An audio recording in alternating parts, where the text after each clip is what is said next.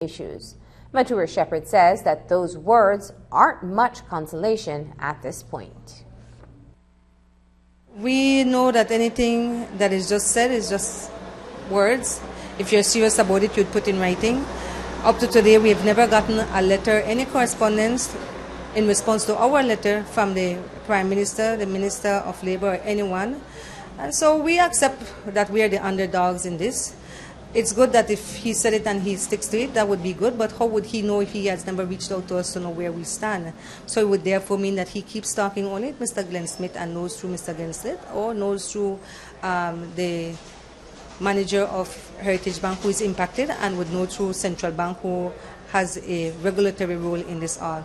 From the end of the union, we are kept out of the circle and the conversation, if there are still any conversations.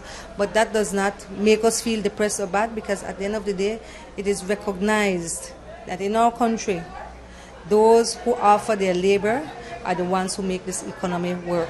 And if workers do not understand the power they have, and if workers do not understand how intentionally the system and the laws have always been at their disadvantage and stand up for themselves, then I can't go anything beyond that. Imagine at FCIB we have done what is lawfully our right to put in notice, and no other than the Labour Commissioner is trying to persuade us not to evoke the law. I mean, that looks bad. When do you foresee an end to negotiations in terms of the exit packages? Because there is a time factor here, because I understand that the bank is set to leave completely by the end of October.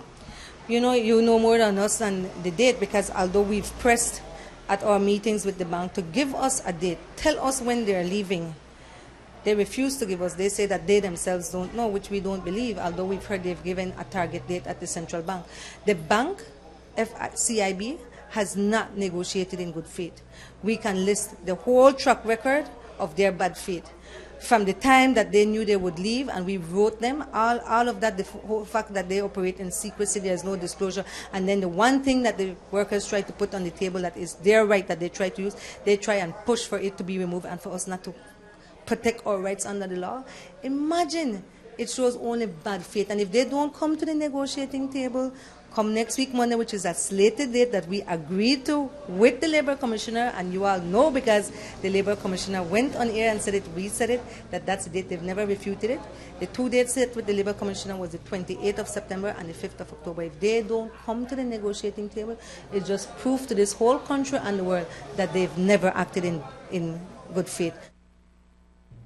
As we told you on Wednesday, SSB employees are also signaling their frustration with the board. We're told unofficially that that frustration may lead to industrial action sooner rather than later. There's quite a lot